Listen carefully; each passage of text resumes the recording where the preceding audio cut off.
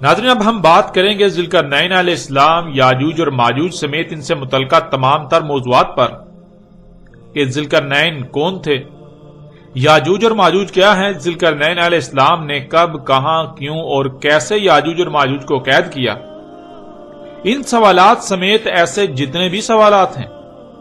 ان سب سوالات پر تفصیل کے ساتھ بات کریں گے۔ سب سے پہلے بات کرتے ہیں ذوالقرنین علیہ السلام پر کہ ذوالقرنین علیہ السلام کون تھے۔ یہ سوال بہت عرصے سے چلا رہا ہے اور اس سوال کا جواب دینے کے لیے قرآن کی ترجمانی کے دعوے داروں نے جو کہانیاں گڑھ رکھی ہیں، سب سے پہلے ان کو آپ کے سامنے رکھتے ہوئے ان کی حقیقت واضح کریں گے تاکہ اس موضوع پر کسی بھی قسم کا کوئی سوال، شک، شبہ یا ابہام باقی نہ رہے اور حق ہر لحاظ سے، ہر پہلو سے کھل کر آپ پر واضح ہو جائے۔ ذوالقرنین کے حوالے سے کہا جاتا ہے کہ قرآن میں اس قصے کا شان نزول یہودیوں کے 3 سوالات تھے۔ ان میں سے ایک اصحاب کہف کے بارے میں، دوسرا روح کے بارے میں اور تیسرا ذوالقرنین کے بارے میں تھا، اور انہی سوالات کے جوابات کے ضمن میں سورہ الکہف نازل ہوئی۔ ناظرین، یہ جو شان نزول بیان کیا جاتا ہے، یہ جو شان نزول اس صورت سے منسوب کیا جاتا ہے، اگر اسے صحیح تسلیم کر لیا جائے،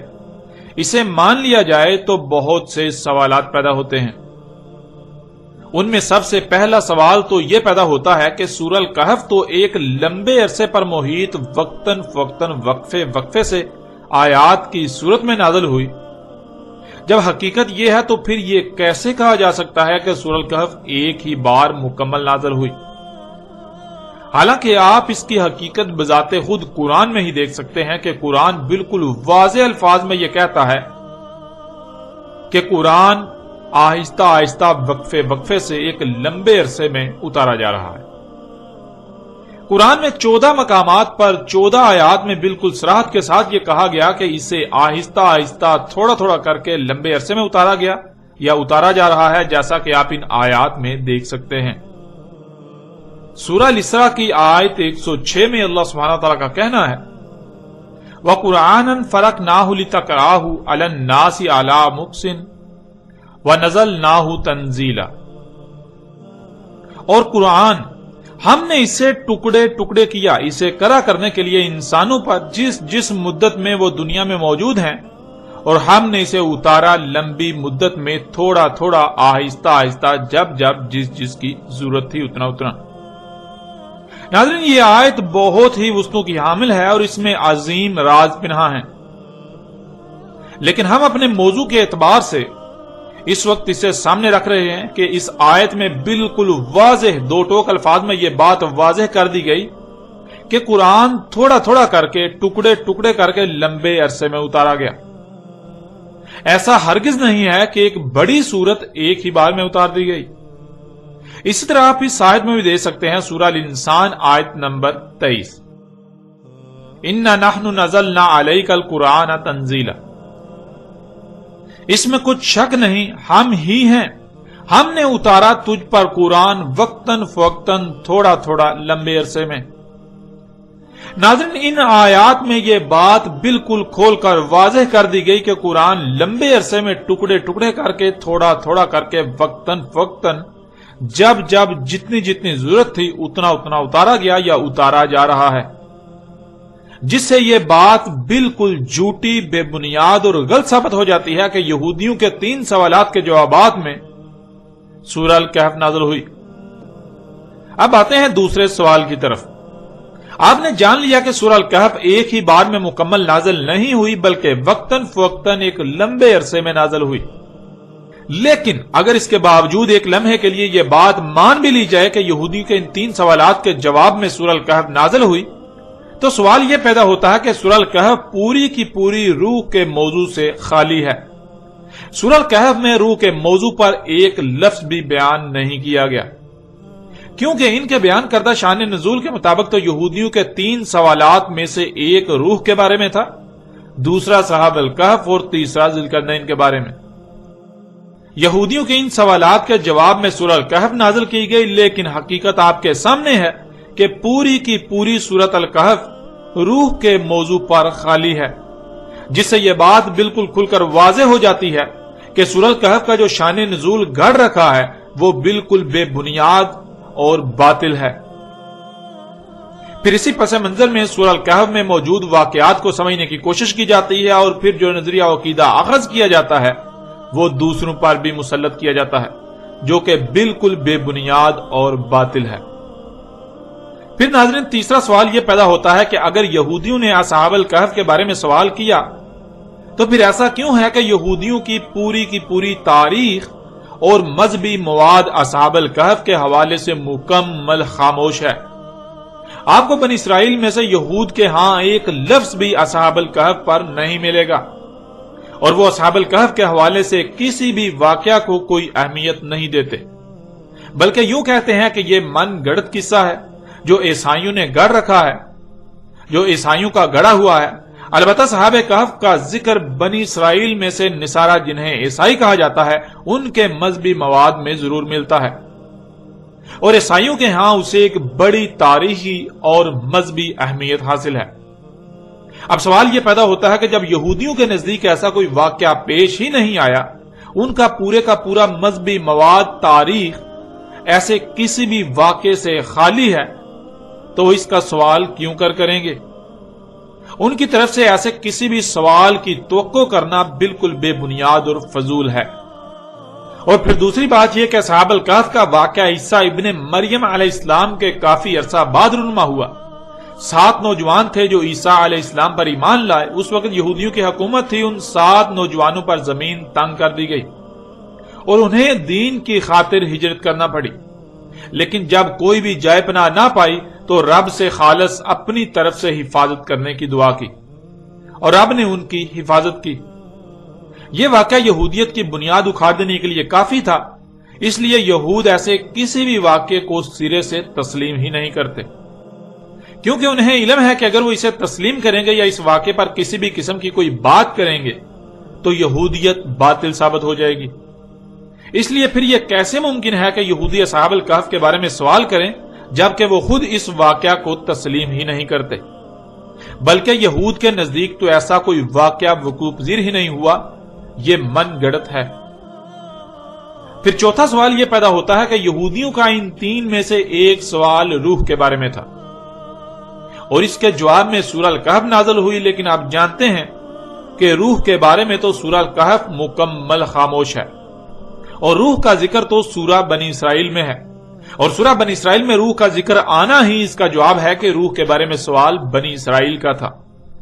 اور بنی اسرائیل صرف یہود ہی نہیں بلکہ وہ بھی ہیں جو بعد میں عیسیٰ علیہ السلام پر ایمان لائے اور پھر بعد میں جا کر دل ہوئے، یعنی صراط مستقیم سے ہٹ گئے،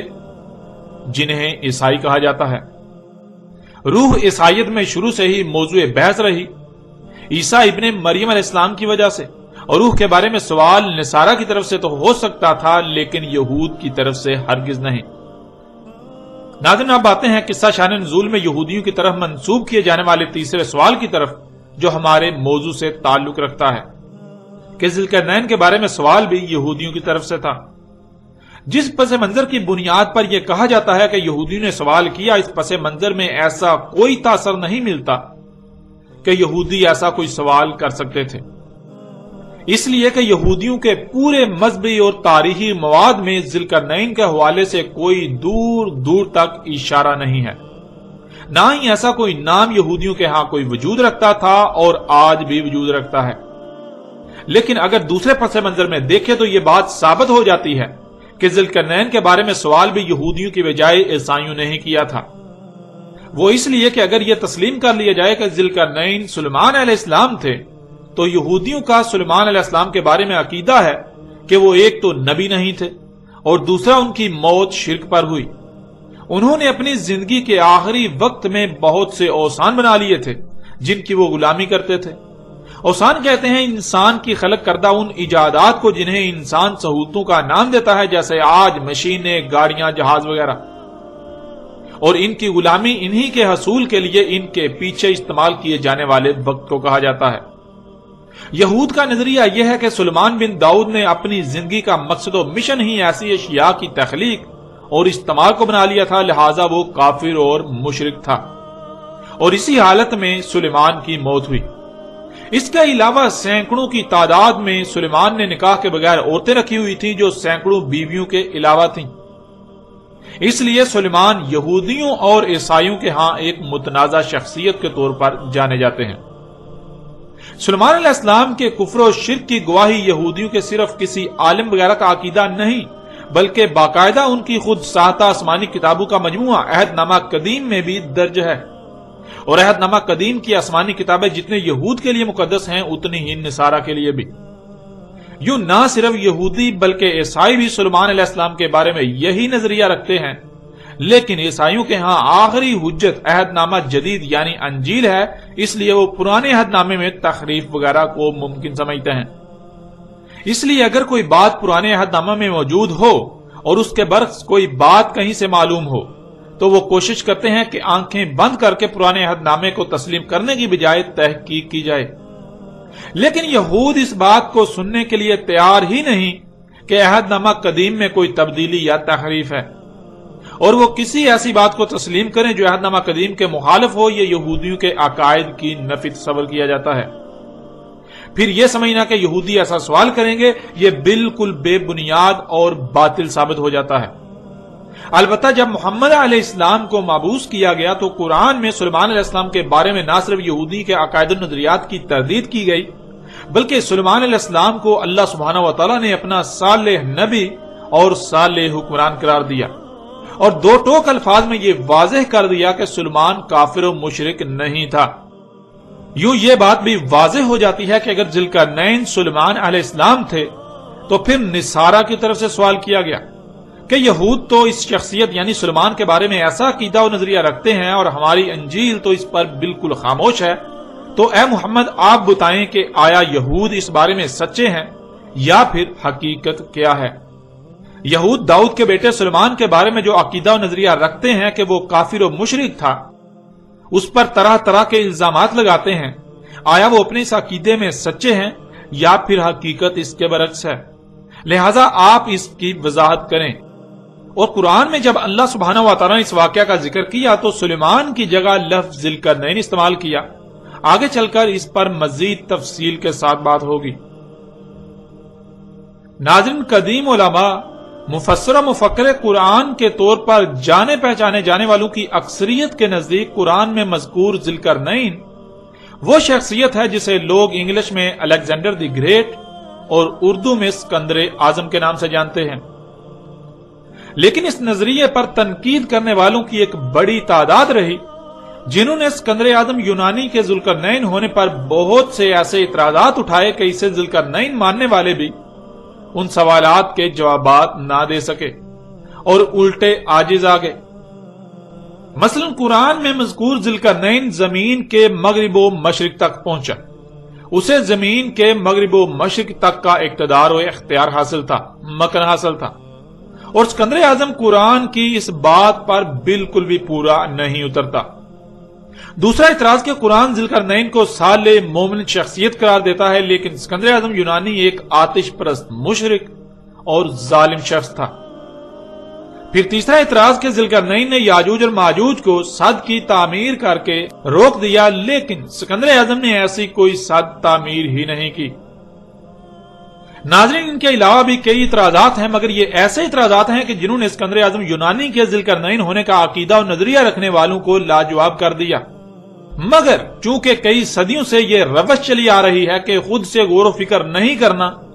خود سے غور و فکر کر کے کوئی نئی بات اخذ نہیں کی جا سکتی سوائے اسی کے جو آباء و اجداد سے نسل در نسل چلا رہا ہے، اس لیے آج تک ہر کوئی آنکھیں بند کر کے اسکندر اعظم یونانی کو ہی ذوالقرنین مانتا ہوا چلا رہا ہے، اس کے باوجود کہ کوئی بھی اسے ذوالقرنین ثابت نہیں کر سکتا۔ دوسری طرف اعتراضات اٹھانے والوں نے بھی محض اعتراضات ہی اٹھائے، وہ اس کے برعکس کسی دوسری شخصیت کو سامنے نہ لا سکے جسے وہ ذوالقرنین کہہ سکتے ہوں۔ یوں ذوالقرنین کے حوالے سے سوال مزید الجھ گیا، وقت گزرتا گیا اور زمانہ جدید میں سب سے پہلے ایک ایسی شخصیت سامنے آئی جس نے اسکندر اعظم کے ذوالقرنین ہونے کا رد کرتے ہوئے ایک نئی شخصیت کو ذوالقرنین ثابت کرنے کی بھرپور کوشش کی اور ایک دوسری شخصیت کو ذوالقرنین کے طور پر متعارف کرایا۔ زمانہ جدید کی یہ شخصیت نامور صحافی، سیاسی اور معروف مذہبی شخصیت ابوالکلام آزاد تھے، جنہوں نے یہود و نصارہ کی مذہبی کتابوں کا مجموعہ عہد نامہ قدیم میں مذکور ایک ایرانی بادشاہ سائرس کو قرآن میں مذکور ذوالقرنین قرار دیا، اور بہت سی نامور شخصیات نے نہ صرف ابوالکلام آزاد کے اس نظریے و عقیدے کی تائید و تصدیق کی، اسے تسلیم کیا، بلکہ اس کا خوب پرچار بھی کیا، جن میں غلام احمد پرویز، ابو العلا مودودی اور ڈاکٹر اسرار احمد وغیرہ سر فہرست ہیں۔ لیکن حضرت یہ بھی اپنی جگہ اٹل حقیقت ہے کہ جیسے اسکندر اعظم یونانی آتش پرست مشرک تھا، بالکل ایسے ہی سائرس دی گریٹ ایرانی بھی نہ صرف آتش پرست مشرک بلکہ بہت بڑا ظالم و جابری شخص تھا، جس نے بستیوں کو تہس نہس کیا اور اپنی سلطنت کی وسعت کے لیے آس پاس کی کمزور ریاستوں پر تسلط کے لیے انہیں کچل کر رکھ دیا، انہیں تباہ و برباد کر کے رکھ دیا، جس میں عام عوام کی ایک بہت بڑی تعداد اس ظلم و جبر کا شکار ہوئی، یہاں تک کہ یہودیوں اور عیسائیوں کے مذہبی مواد عہد نامہ قدیم یعنی پرانے عہد نامے میں بھی یہ بالکل واضح مذکور ہے کہ سائرس ایرانی نے خوب تباہی مچائی، اور یہودی اسے اس لیے پسند کرتے ہیں کہ اس نے نہ صرف یہودیوں کے ساتھ نرم رویہ اپنایا بلکہ صدیوں سے در بدر ذلیل و رسوا ہوتے یہودیوں کو واپس اسرائیل میں لا بسایا۔ لیکن حیران کن بات تو یہ ہے کہ ان تمام تر باتوں کو نظر انداز کرتے ہوئے ابوالکلام آزاد نے صرف ذوالقرنین پر ایک نیا نظریہ دینے کے لیے، ایک نیا عقیدہ و نظریہ پیش کرنے کے لیے سائرس ایرانی مشرک عظیم کو اپنے آباء و اجداد کے نقش قدم پر چلتے ہوئے اسکندر اعظم کی طرح ذوالقرنین قرار دیا۔ اس مقصد کے لیے ابوالکلام آزاد نے تاریخ کی کتب کو کھنگالا تو دو ہی شخصیات سامنے آئیں، ایک اسکندر اعظم یونانی اور دوسرا سائرس ایرانی۔ اسکندر اعظم یونانی کو تو پہلے ہی ذوالقرنین قرار دیا جا چکا تھا، تو اس لیے اس کے مقابلے پر پیچھے ایک ہی شخصیت بچی، سائرس ایرانی، تو ابوالکلام آزاد نے اسے ہی ذوالقرنین قرار دیا۔ لیکن ناظرین، حقیقت کیا ہے؟ کیا حقیقت یہی ہے؟ کیا قدیم علماء، مفسر و مفکر قرآن کہلانے والی شخصیات جنہوں نے اسکندر اعظم یونانی کو قرآن میں مذکور ذوالقرنین قرار دیا، وہ سب کی سب غلط اور ابوالکلام آزاد سچے تھے؟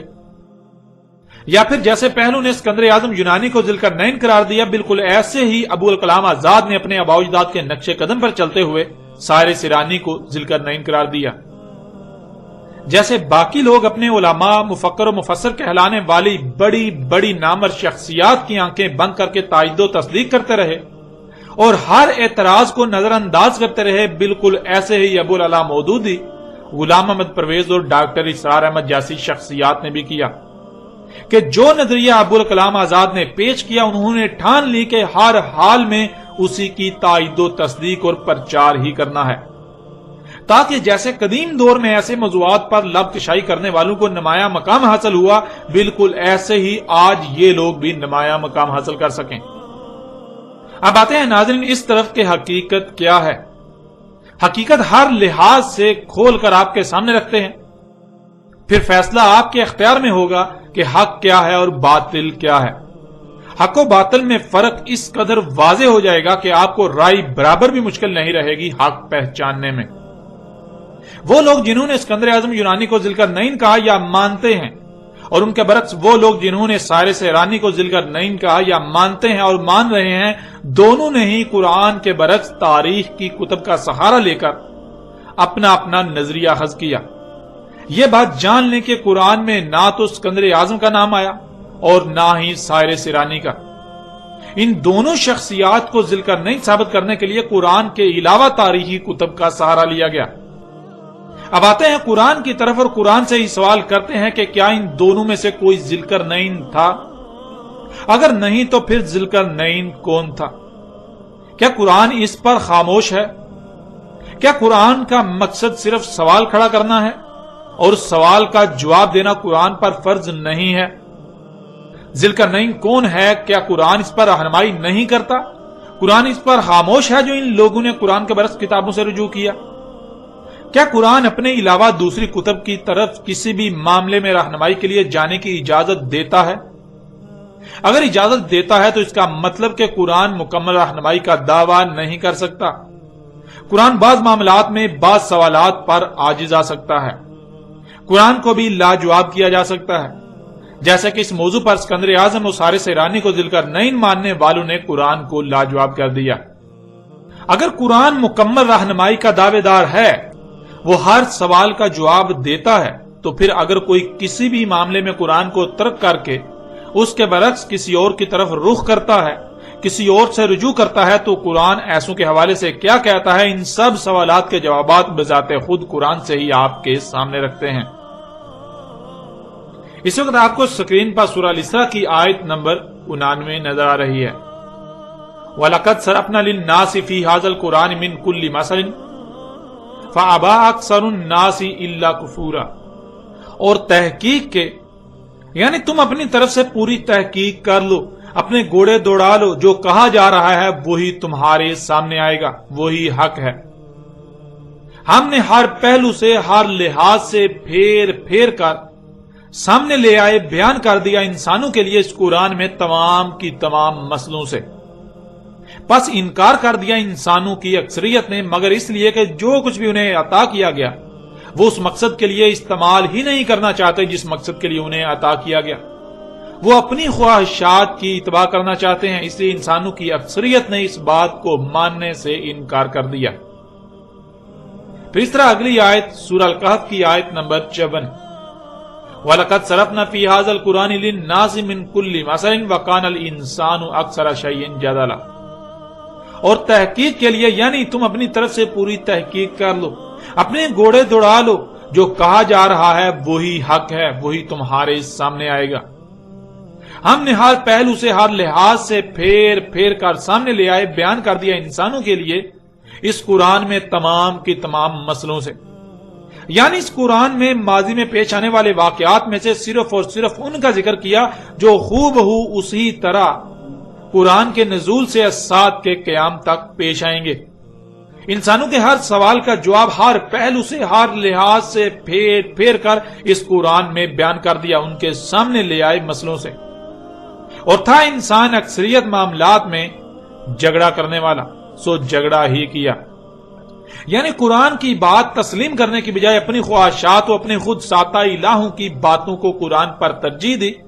جب بھی قرآن نے کسی معاملے میں رہنمائی کی تو اپنی بےہودہ دلیلوں کو قرآن پر پیش کیا اور قرآن کے مد مقابل اور اشیاء کو اور کتابوں کو لا کھڑا کیا، اوروں کو لا کھڑا کیا، وہ بات تسلیم نہ کی جو قرآن نے پیش کی، اس کے برعکس جو قرآن کے علاوہ اوروں کی بات ہے اس کو ہی تسلیم کیا۔ ناظرین، ان آیات میں آپ نے خود اپنی آنکھوں سے دیکھ لیا اور کانوں سے سن لیا کہ اللہ سبحانہ و تعالیٰ نے بالکل واضح کر دیا کہ اس قرآن میں جو آپ کے سامنے ہے، اس میں نہ صرف ہر سوال کا جواب دے دیا بلکہ ہر پہلو سے پھیر پھیر کر انسانوں کے سامنے لے آئے مسئلوں سے۔ ایسا نہیں ہے کہ اس قرآن میں مکمل رہنمائی نہیں ہے، اس قرآن میں ہر سوال کا جواب موجود ہے،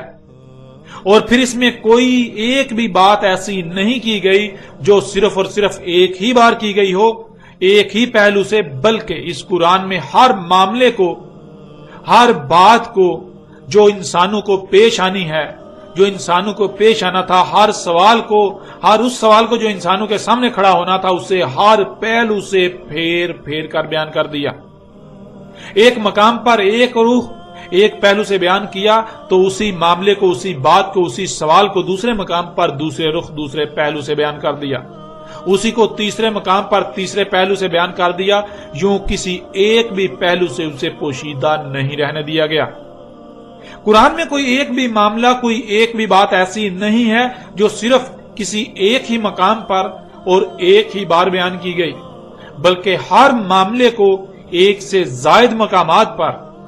ہر پہلو سے پھیر پھیر کر بیان کر دیا۔ کوئی سوال ایسا نہیں جس کا جواب قرآن میں موجود نہ ہو، کوئی معاملہ ایسا نہیں جس کا حل قرآن میں موجود نہ ہو۔ اور قرآن نے یہ بات بھی واضح کر دی کہ انسانوں کی اکثریت اس کا انکار کر رہی ہے، یعنی انسانوں کی اکثریت یہ ماننے کو تیار ہی نہیں کہ اس قرآن میں سب کچھ بیان کر دیا گیا، قرآن میں مکمل رہنمائی موجود ہے، قرآن میں ہر معاملے کا، ہر مسئلے کا حل موجود ہے، قرآن میں ہر سوال کا جواب موجود ہے، قرآن میں ہر بات کو، ہر سوال کو، ہر معاملے کو، ہر مسئلے کو ایک سے زائد مقامات پر ہر پہلو سے پھیر پھیر کر مسئلوں سے بیان کر دیا۔ انسانوں کی اکثریت یہ بات ماننے کو تیار ہی نہیں، اس کا انکار ہی کر رہی ہے۔ اور پھر اللہ سبحانہ تعالیٰ نے یہ بھی واضح کر دیا کہ انسانوں کی اکثریت ایسا کیوں کر رہی ہے، الا کفورا، یعنی انسانوں کو جو کچھ بھی عطا کیا گیا، خواہ وہ مال ہو، دولت ہو، اولاد ہو یا ذہنی اور جسمانی صلاحیتیں ہوں، وہ کہیں یا کسی پر بھی اقتدار و اختیار ہو یا کچھ بھی عطا کیا گیا ہو، انسانوں کی اکثریت ان کا استعمال اس مقصد کے لیے کرنا ہی نہیں چاہتی جس مقصد کے لیے انہیں یہ سب عطا کیا گیا، یہ سب کچھ دیا گیا۔ کیونکہ اگر یہ بات مان لیں کہ قرآن میں ہر سوال کا جواب موجود ہے، ہر معاملے و مسئلے کا حل موجود ہے، تو ان کی خواہشات پر ضرب آئے گی، اور یہی یہ نہیں چاہتے۔ یہ اپنی خواہشات کی اتباع کرنا چاہتے ہیں، اس لیے یہ اس بات کا انکار کرتے ہیں کہ قرآن میں سب کچھ ہر پہلو سے پھیر پھیر کر مسئلوں سے بیان کر دیا گیا، مسئلوں سے سامنے لے آیا گیا۔ اس لیے یہ قرآن کے برعکس اوروں کی طرف رجوع کرتے ہیں، ان کی طرف رجوع کرتے ہیں جن سے ان کی خواہشات پر ضرب نہیں آتی، ان کی خواہشات پر ضرب نہیں پڑتی، بلکہ وہ الٹا ان کی خواہشات کے عین مطابق ہوتا ہے۔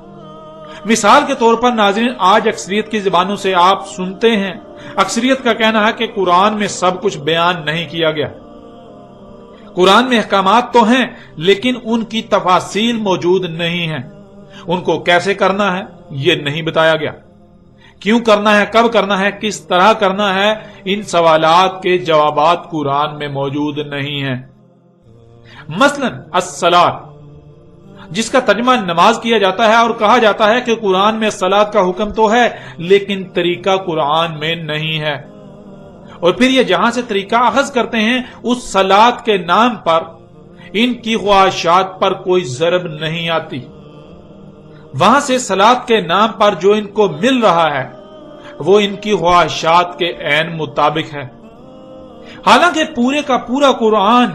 ایک ہی شے کی وضاحت کر رہا ہے، اور وہ ہے الصلاۃ۔ اگر یہ مان لیا جائے کہ قرآن میں الصلاۃ کی رہنمائی موجود ہے تو دنیا کی زندگی اتنی سخت ہو جائے گی کہ جیسے آپ کو آگ میں ڈال دیا گیا ہو، اور یہی کوئی نہیں چاہتا۔ اس لیے اکثریت اس کا انکار کرتی ہے کہ قرآن میں ہر سوال کا جواب موجود ہے، کیونکہ اگر اس بات کو تسلیم کر لیا جائے گا اور اپنے ہر سوال کا جواب، ہر مسئلے کا حل قرآن میں تلاش کیا جائے گا، قرآن سے حاصل کیا جائے گا، تو انسان کو جو کچھ بھی عطا کیا گیا اس پر اس کا اپنا کوئی اختیار نہیں رہے گا، اس کو پھر خالص اللہ کی غلامی کرنا پڑے گی، اور یہی وہ نہیں چاہتا۔ اب دیکھیں سورہ نساء کی آیت نمبر 82 میں اللہ سبحانہ تعالیٰ کا کہنا ہے، افلا یتدبرون القرآن لو کان من عند غیر اللہ لوجدوا فیہ اختلافا کثیرا، کیا پس نہیں تدبر کر رہے القرآن، اور اگر تھا کسی اور سے اللہ کا علاوہ کہ تم پاتے اس میں کثیر اختلاف، یعنی ایسا نہیں ہے کہ اس قرآن میں ایک مقام پر کچھ کہا جا رہا ہے اور دوسرے مقام پر اس کے برعکس کچھ اور دوسری بات کہی جا رہی ہے۔ اگر تم اس قرآن میں ایسی شے پاؤ، اختلاف پاؤ، تو پھر یہ اللہ کی طرف سے نہیں ہے بلکہ یہ غیر اللہ کی طرف سے ہے۔ ناظرین، اللہ سبحانہ و تعالیٰ کی طرف سے کھلم کھلا اعلان ہے کہ اگر یہ قرآن غیر اللہ کی طرف سے ہوتا تو تم اس میں کثیر اختلاف پاتے۔ یعنی اگر ہم اس آیت کو صرف پیچھے بیان کی جانے والی 2 آیات کے تناظر میں دیکھیں تو ایسا ممکن ہی نہیں کہ اللہ سبحانہ و تعالیٰ نے قرآن میں جو سوالات اٹھائے ہوں یا جو بھی احکامات دیے ہوں، جو بھی کہا ہو، ان کے جوابات بھی قرآن میں نہ دیے ہوں۔ حتیٰ کہ انسان کے اس دنیا میں موجود رہنے تک پیش آنے والے کسی بھی معاملے کا حل ایسا نہیں ہے کہ قرآن میں نہ ہو، کسی بھی قسم کے پیدا ہونے والے سوال کا جواب قرآن میں نہ ہو، یہ ممکن ہی نہیں۔ کیونکہ اگر ایسا ہو تو گویا کہ قرآن میں اختلاف ہے۔ ایک طرف اللہ سبحانہ تعالیٰ کا کہنا ہے کہ اس قرآن میں سب کچھ ہر طرف سے پھیر پھیر کر بیان کر دیا، ہر پہلو سے پھیر پھیر کر انسانوں کے لیے ان کے سامنے لے آئے مسئلوں سے، اور دوسری طرف اللہ سبحانہ و تعالیٰ نے ایسے سوالات کے جوابات ہی نہ رکھے جو بڑے بڑے سوالات ہیں، جن کے جوابات جاننا بہت ضروری ہیں۔ قرآن خود ہی سوال کھڑا کرے اور اس کا جواب ہی نہ دے، ایسی صورت میں تو یہ پھر اللہ کی طرف سے نہ ہوا بلکہ غیر اللہ کی طرف سے ہوا، جو کہ بالکل ناممکن ہے۔ اب ناظرین غور کریں، اللہ سبحانہ تعالیٰ کا کہنا ہے کہ ہر سوال کا جواب اس قرآن میں ہر پہلو سے پھیر پھیر کر مختلف مقامات پر بیان کر دیا، انسانوں کے لیے سامنے لے آئے مسئلوں سے، اور اگر کوئی سوال کھڑا ہو اور آپ یہ کہیں کہ اس قرآن میں اس کا جواب نہیں ہے تو پھر اس کا مطلب کیا ہے؟ ایک ہی صورت ہے، یا تو قرآن جھوٹا اور آپ سچے ہیں، یا پھر قرآن جھوٹا نہیں، قرآن تو سچا ہے اور آپ اپنے دعوے میں جھوٹے ہیں۔ آپ قرآن پر الزام لگا رہے ہیں، آپ قرآن پر اور اللہ پر افترا کر رہے ہیں۔ اور ناظرین ذرا غور کریں، اگر کوئی سوال پیدا ہوتا ہے تو آپ اس سوال کا جواب قرآن سے حاصل کرنے کی بجائے اس قرآن کے برعکس کسی اور کی طرف رجوع کرتے ہیں، تو آپ کا یہ عمل کس بات کا اعلان کر رہا ہے؟ کیا آپ اپنے عمل سے یہ اعلان نہیں کر رہے کہ قرآن کے پاس آپ کے سوال کا جواب موجود نہیں ہے؟ کیا آپ اپنے عمل سے یہ اعلان نہیں کر رہے کہ قرآن میں اختلاف موجود ہے؟ ایک طرف قرآن ہر سوال کا جواب دینے کا دعویٰ کرتا ہے اور دوسری طرف آپ کے سوال کا جواب قرآن کے پاس ہے ہی نہیں۔ اسی لیے تو آپ نے قرآن کے برعکس کسی اور سے رجوع کیا اپنے سوال کے جواب کے لیے۔ اب ناظرین ذرا غور کریں، جن جن لوگوں نے اسکندر اعظم یا سائرس ایرانی کو ذوالقرنین نین کہا ثابت کرنے کی کوشش کی، اور جو بھی ان میں سے کسی ایک بھی شخصیت کو ذوالقرنین نین مان رہے ہیں، کیا ان کو ان کے سوال ذوالقرنین نین کون ہے کا جواب قرآن نے دیا؟ کیا انہوں نے اپنے سوال کا جواب قرآن سے حاصل کیا؟ اگر یہ جواب قرآن سے ہے تو غلط ہو ہی نہیں سکتا، اور اگر قرآن سے نہیں تو نہ صرف ان کو جواب غلط ملا بلکہ انہوں نے قرآن پر افترا کیا۔ ان لوگوں نے قرآن پر بہتان باندھا، ان لوگوں نے اپنے عمل سے اس بات کا اعلان کیا، دعویٰ کیا کہ قرآن میں ہر سوال کا جواب موجود نہیں ہے، قرآن میں مکمل رہنمائی موجود نہیں ہے، قرآن اپنے دعوے میں جھوٹا ہے، اللہ اپنے دعوے میں جھوٹا ہے۔ اللہ ایک طرف تو کہتا ہے ہم نے اس قرآن میں ہر سوال کا جواب پھیر پھیر کے ہر پہلو سے مسئلوں سے تمہارے سامنے لے آئے، بیان کر دیا، اور دوسری طرف ہمارے کسی سوال کا جواب قرآن میں ہے ہی نہیں۔ ناظرین خواہ کوئی بھی شخصیت ہو، پوری کی پوری دنیا ہی کیوں نہ اس کی تعریفوں کے پل باندھے، لیکن اس کے حق ہونے کا معیار یہ نہیں ہے، بلکہ حق ہونے کا معیار وہ ہے جو اللہ سبحانہ و تعالی نے طے کر دیا، اس ذات نے جس نے وجود دیا۔ قرآن میں اور بھی درجنوں ایسی آیات ہیں جن میں انہی باتوں کا مزید مختلف پہلوؤں سے پھیر پھیر کر بیان کیا گیا، اور انسانوں کے رد عمل کو بھی بالکل کھول کھول کر بیان کر دیا گیا، جنہیں آپ ان آیات میں جان چکے ہیں۔ ناظرین قرآن نے بالکل واضح اور دو ٹوک الفاظ میں اسکندر اعظم اور سائرس ایرانی کے ذوالقرنین نین ہونے کی نفی کر دی، اور جن لوگوں نے ان شخصیات کو ذوالقرنین نین بنایا ہوا تھا ان کی حقیقت بھی اللہ سبحانہ و تعالی نے چاک کر کے رکھ دی۔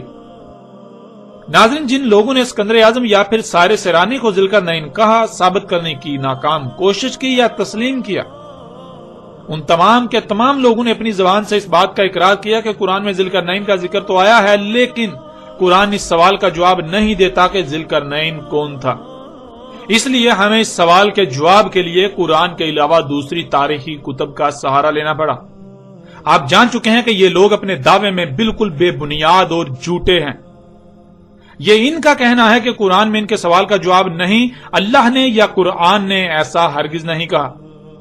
بلکہ اللہ نے تو اس قرآن میں ان کے بالکل برعکس ایک دوسری بات کی، یہ دعویٰ کیا کہ اس قرآن میں سب کا سب ہر پہلو سے پھیر پھیر کر تمہارے سامنے لے آئے، اور وہ بھی مسئلوں سے۔ اور اگر کوئی یہ کہتا ہے کہ قرآن میں کسی سوال کا جواب موجود نہیں ہے تو اس میں قرآن کا قصور نہیں ہے، بلکہ قصور اس کا اپنا ہے۔ قصور اس کا ہے جو ایسا کہہ رہا ہے، جسے قرآن میں اس سوال کا جواب نہیں مل رہا۔ وہ اللہ کے قانون میں اندھا ہو چکا ہے، اسے اپنے اندھے پن کے علاج کی ضرورت ہے، نہ کہ اللہ اور اس کے قرآن الحکیم پر بہتان کی ضرورت۔ وہ اس معیار پر، اس قانون پر پورا ہی نہیں اتر رہا جس معیار پر، جس قانون پر پورا اترنے سے قرآن اپنے راز کھولتا ہے۔ اس لیے اسے اپنے گریبان میں جھانکنا چاہیے، اپنی ذات میں جھانکنا چاہیے کہ وہ اس کے اندر جو خامیاں ہیں، جو کمیاں ہیں، جو کجیاں ہیں، جو کوتاہیاں ہیں، وہ ان کو دور کرے، اپنی اصلاح کرے، اپنے آپ کو اس معیار پر، اس مقام پر لا کھڑا کرے جس مقام پر آنے سے قرآن اپنے راز کھولتا ہے، نہ کہ وہ الٹا اپنی غلطی کو قرآن پر تھوپنا شروع کر دے، قرآن پر اور اللہ پر بہتان باندھنا شروع کر دے۔ ان لوگوں نے کہا کہ قرآن میں اس سوال کا جواب موجود نہیں، اس لیے ہم نے قرآن کے علاوہ دوسری تاریخ کی کتابوں سے رجوع کیا اور ہمیں قرآن کے برعکس ان تاریخی کتابوں نے ہمارے سوال کا جواب دیا۔ تو ان کے اس قول کا قرآن میں اللہ سبحانہ تعالی نے کس طرح رد کر دیا، اسے بھی آپ کے سامنے رکھتے ہیں۔ اس وقت آپ کو اسکرین پر سورہ زمر کی آیت نمبر 23 نظر آ رہی ہے۔ اللہ نزل احسن الحدیث، اللہ نے اتاری احسن الحدیث۔ حدیث کہتے ہیں تاریخ کو۔ انسان کا معاملہ یہ ہے کہ جب بھی وہ کوئی ایسا کام کرتا ہے یا اسے ایسا معاملہ پیش آتا ہے جس سے اس کا پہلی بار واسطہ پڑتا ہے تو وہ رہنمائی کے لیے کسی ایسے کو تلاش کرتا ہے جس کا اس سے پہلے اسی کام سے واسطہ پڑ چکا ہو، تاکہ اس کی تاریخ سے استفادہ کیا جا سکے۔ یوں نہ صرف بہتر طریقے سے اس مسئلے یا معاملے سے نپٹا جا سکے گا بلکہ ہر ممکن حد تک نقصان سے بچا جا سکتا ہے۔ بالکل ایسے ہی جیسے آپ اپنی زندگی میں پہلی بار کوئی قیمتی شے خریدتے ہیں جس کے بارے میں پہلے سے آپ کے پاس کوئی علم نہیں ہوتا، تو آپ کسی ایسے شخص سے رہنمائی لیتے ہیں جو آپ سے پہلے اس شے کو خرید کر استعمال کر چکا ہوتا ہے۔ اگر کوئی ایسا شخص نہ ملے تو آپ کسی ایسے شخص کی تاریخ سے رہنمائی لیتے ہیں تاکہ کسی بھی قسم کی غلطی یا نقصان سے بچا جا سکے۔ یہی معاملہ دنیا میں آباد مجموعی طور پر انسانوں کا ہے۔ جب بھی انسانوں کو کوئی مسئلہ پیش آتا ہے تو رہنمائی کے لیے تاریخ سے رجوع کرنا ناگزیر ہوتا ہے، اس لیے یہ تاریخ سے رجوع کرتے ہیں، اور اسی مقصد کے لیے اللہ سبحانہ و تعالی نے احسن الحدیث اس قرآن کی صورت میں اتاری۔ یعنی یہ قرآن ایسی تاریخ ہے جس سے حسن کوئی تاریخ نہیں ہے، یہ قرآن احسن تاریخ ہے۔ ایسی ہی ایک دوسری آیت آپ کو قرآن میں ملے گی جس سے آپ اس آیت کو بآسانی سے سمجھ سکتے ہیں، اور وہ آیت ہے سورہ المومنون کی آیت نمبر 14۔ اللہ احسن الخالقین، خالقین جمع کا صیغہ ہے جس کے معنی ہیں ایک سے زائد خلق کرنے والے۔ ان میں اللہ حسن خالق ہے، تو جو حسن ہو، جس سے حسن کوئی نہ ہو، اسے اخذ کیا جائے گا، اسی کو خالق بنایا جائے گا۔ یعنی ایسا نہیں ہے کہ اللہ خلق کرنے والوں میں حسن خالق ہے، اللہ حسن خالق ہے، اس بات کا محض زبان سے اقرار کرنا ہے، اور اللہ کے علاوہ اوروں کو بھی خالق بنایا جا سکتا ہے، ایسا ہرگز نہیں، ایسا قطعاً نہیں۔ اللہ احسن الخالقین کا مطلب یہ ہے کہ جو احسن خالق ہے اسے ہی اخذ کیا جائے گا، اور جو احسن نہیں ہے اسے ترک کر دیا جائے گا۔ تو اللہ احسن خالق ہے، اس لیے خالقین میں سے جو احسن ہے، اللہ احسن خالق ہے، صرف اور صرف اللہ ہی کو خالق بنایا جائے گا، اور اللہ کے علاوہ جو بھی خالقین ہیں، جو خالق ہیں جو کہ احسن نہیں ہیں، انہیں ترک کر دیا جائے گا، انہیں خالق نہیں بنایا جائے گا، انہیں اخذ نہیں کیا جائے گا۔ اللہ احسن الخالقین کا مطلب ہے کہ اللہ سے احسن کوئی خالق نہیں ہے، تو جو احسن خالق ہے اسے اخذ کیا جائے گا، اس کے علاوہ باقی سب کی نفی کی جائے گی، باقی سب کا رد کر دیا جائے گا، باقی سب کے سب کو کوڑے میں پھینک دیا جائے گا۔ تو بالکل ایسے ہی اللہ نزل احسن الحدیث، جو حدیث یعنی تاریخ اللہ نے اتاری ہے وہ احسن تاریخ ہے، اس سے حسن کوئی تاریخ نہیں ہے، اس لیے جو احسن ہے اسے اخذ کیا جائے گا، باقی سب کا رد کر دیا جائے گا۔ جب اللہ کسی بھی معاملے یا مسئلے میں رہنمائی کے لیے قرآن کو احسن الحدیث قرار دے رہا ہے، تو اگر کوئی احسن تاریخ کو چھوڑ کر جو احسن نہیں ان سے رہنمائی لیتا ہے تو کیا وہ تاریخ کی کتابیں اس کی حاجت کو پورا کر سکتی ہیں؟ اسے بہتر جواب دے سکتی ہیں؟ اس کی بہتر رہنمائی کر سکتی ہیں؟ اسے صحیح جواب دے سکتی ہیں؟ نہیں، بالکل نہیں۔ جن کی اپنی کوئی بنیاد نہیں، جو خود خامیوں خرابیوں سے بھرپور ہوں، جو احسن نہیں ہیں، وہ کسی دوسرے کو نفع کیسے دے سکتی ہیں؟ جو تاریخ احسن ہے ہی نہیں، کیا وہ سوال کا احسن جواب دے سکتی ہے؟ نہیں، بالکل نہیں۔ اب جب کہ قرآن کے علاوہ کوئی احسن تاریخ ہے ہی نہیں، تو پھر اس قرآن کے علاوہ کسی تاریخ کی کتاب سے رہنمائی نہیں لی جا سکتی۔ اس قرآن کے علاوہ تاریخ کی ہر کتاب کو کوڑے دان میں پھینک دیا جائے گا، ردی کی ٹوکری میں پھینک دیا جائے گا، اگر کوئی اس قرآن کو چھوڑ کر کسی دوسری کتاب سے رہنمائی کے لیے رجوع کرتا ہے تو سوائے دھوکے کے اس کے ہاتھ کچھ نہیں آئے گا۔ اب آپ خود غور کریں، جب اللہ اس قرآن کو احسن تاریخ قرار دے رہا ہے اور اس قرآن کے علاوہ کسی بھی تاریخ سے رہنمائی کی اجازت نہیں دے رہا بلکہ الٹا سختی کے ساتھ روک رہا ہے، تو اس کے باوجود جو ایسا کرتے ہیں تو اللہ کے نزدیک ایسے لوگوں کی حقیقت کیا ہوگی؟ اللہ کے نزدیک ایسا کرنے والوں کی حقیقت کیا ہے؟ جو ایسا کریں گے ان کے ہاتھ کیا آئے گا؟ ان کے ہاتھ سوائے باطل کے کچھ نہیں آئے گا۔ اور جن لوگوں نے اسکندر اعظم یا سائرس ایرانی کو ذوالقرنین قرار دیا، وہ لوگ تو خود اپنی زبان سے اس بات کا اقرار کر رہے ہیں کہ ذوالقرنین کے بارے میں جاننے کے لیے انہوں نے احسن تاریخ قرآن کے برعکس دوسری تاریخ سے رجوع کیا جس نے انہیں ان کے سوال کا جواب دیا۔ تو جب یہ جواب احسن تاریخ کا ہے ہی نہیں تو پھر جواب بھی احسن کیسے ہو سکتا ہے؟ بالکل نہیں ہو سکتا۔ غیر قرآن کا جواب بالکل بے بنیاد، باطل اور محض دھوکے کے سوا کچھ نہیں۔ اور اس سے بڑھ کر تو یہ کہ جب آپ قرآن کو چھوڑ کر کسی دوسری تاریخ سے رہنمائی کے لیے رجوع کرتے ہیں تو آپ اپنے عمل سے اس قرآن کے احسن الحدیث ہونے کا کفر کرتے ہیں۔ ظاہر ہے رہنمائی اس سے لی جائے گی جو احسن ہے، اور جب آپ نے اس قرآن کے برعکس کسی دوسرے سے رہنمائی لی، کسی دوسری تاریخ سے رہنمائی لی، تو آپ نے اپنے عمل سے یہ ثابت کر دیا کہ آپ غیر قرآن کو احسن الحدیث تسلیم کر رہے ہیں اور قرآن کے احسن الحدیث ہونے کا انکار کر رہے ہیں۔